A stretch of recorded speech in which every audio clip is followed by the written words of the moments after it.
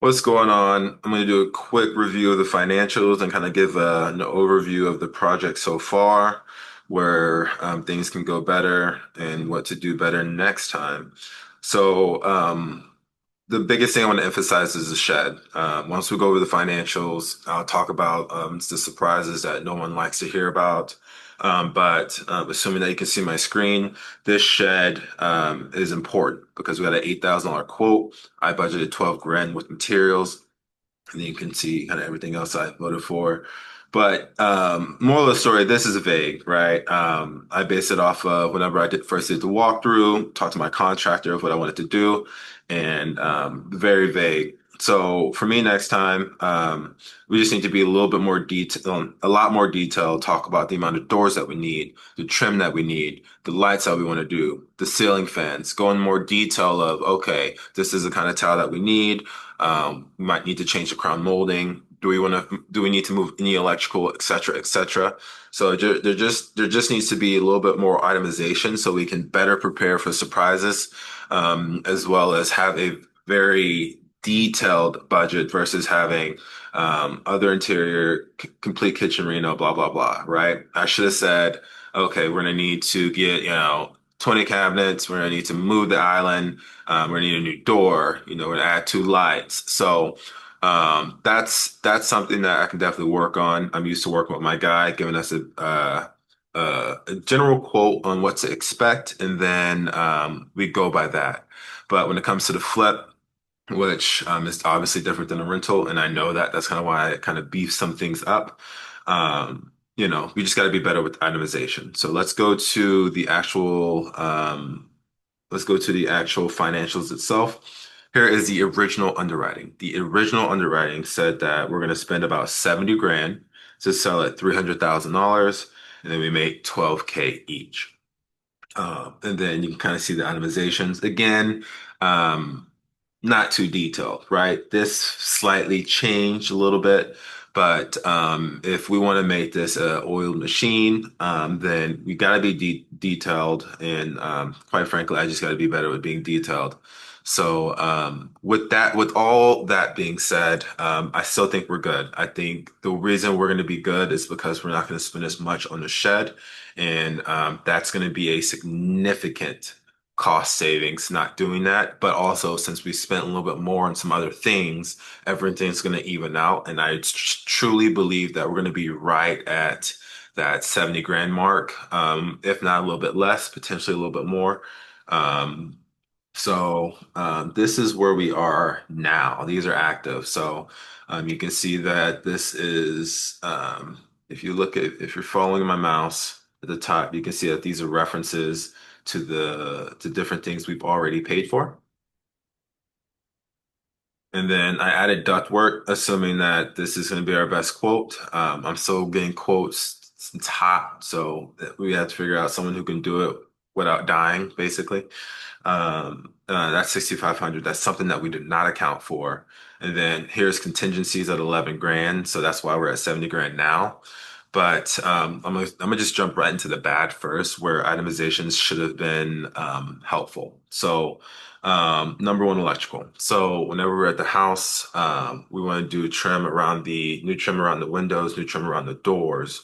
But doing trim around the doors, because of that, where they had the light switches and the electrical originally, the trim wouldn't fit. So they had to move all of the light switches next to the door a little bit over, as well as in the bathroom where they had the water heater, they had a undersized water heater. So for the size of water heater that we need, we had to put it in there and it didn't fit. So where that light switch was, we had to move to the other side of the door, which is obviously work, and that's something that we did not account for.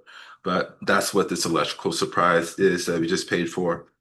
And then other itemization things, knowing the exact amount of doors that we need to get replaced, the type of doors, interior, exterior, and then the hardware that kind of goes into it.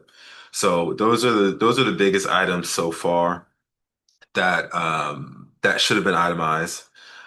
Painting, we're still on budget there. This is for interior, this is for exterior. We haven't got exterior paint. Interior paint, we're on budget so far, assuming that they don't need any more. If they need a couple gallons more, if they get a five, then maybe be like $100. That won't hurt us really. Won't really be a factor. And we haven't spent money on exterior paint, but we still have $725 left to spend there. Flooring, we're a little bit over. Why were we over? Just because the flooring that will make the property look good. It was just it's better to not try to focus on just being under that budget, and get the right material that's going to help the property sell versus just trying to focus strictly on skipping out. So 548 is not going to be too Tetris for us, quite frankly.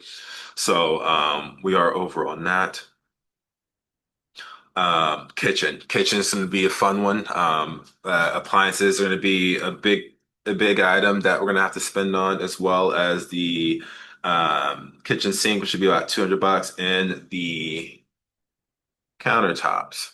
So as soon as we can get the cabinets in there, as soon as we can get someone measuring in there, I got about two people who can probably measure and get us cuts within a week or two.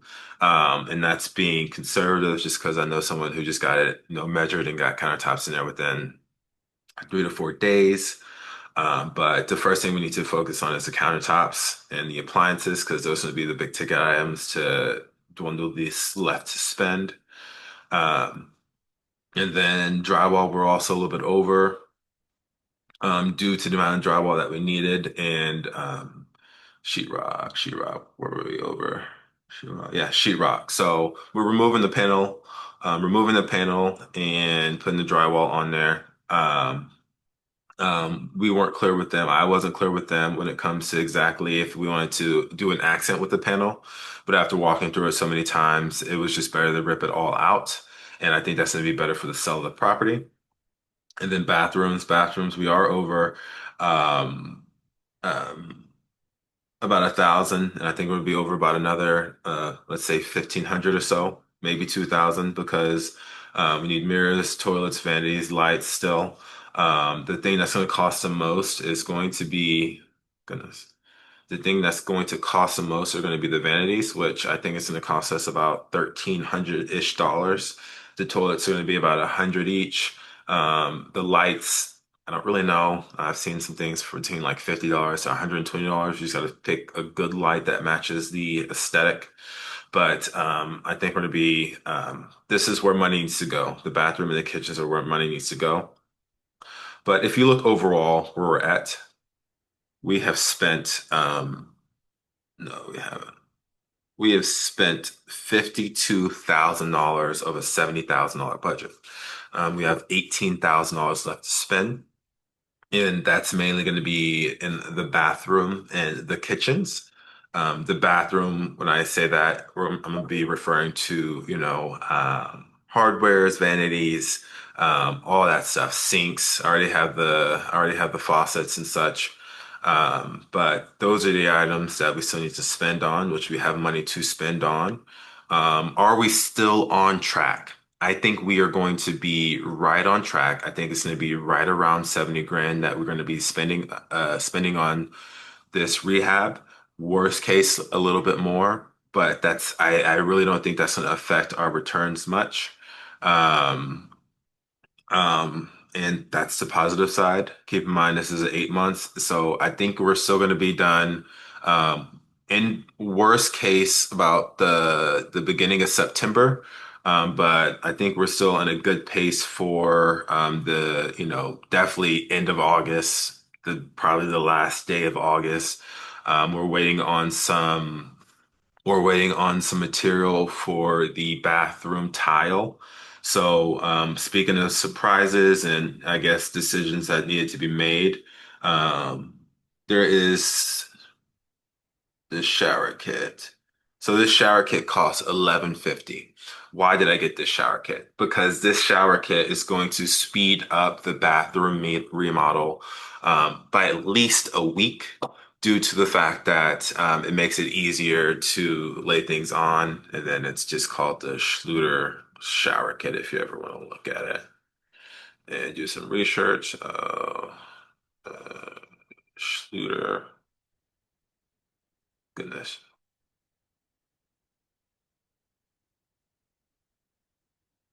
Yeah. So it just makes the process easier, less labor intensive. Labor is money, time is money. So made a decision to get this going for them so it speeds up the process and doesn't take as long to finish. The bathroom is going to be one of the longest things that it takes. But overall, this is a financials video. Overall, what I want us to know is we are we are good right now. We're good right now. I think what we need to do is the shed is that's going to get reduced. There's no ifs, ands, or buts. And our duct work is going to hurt a little bit. But as we focus on making the product, the house, the best looking house and best presentable house, we need to focus on making sure that we can um, make the product look good.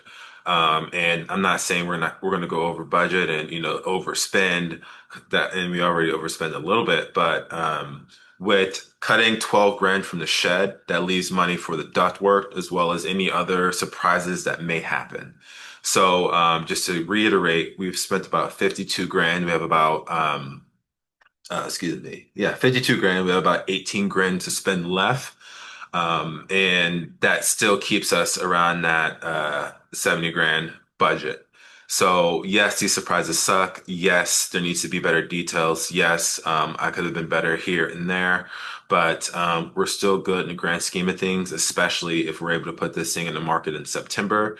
And one thing I also want to note is the Fed is everyone is expecting the Fed to cut rates due to the jobs report and due to the job report and the inflation report. So if September is when they cut the interest rate, then we expect more people to jump in the market. Just let me know if there's any questions.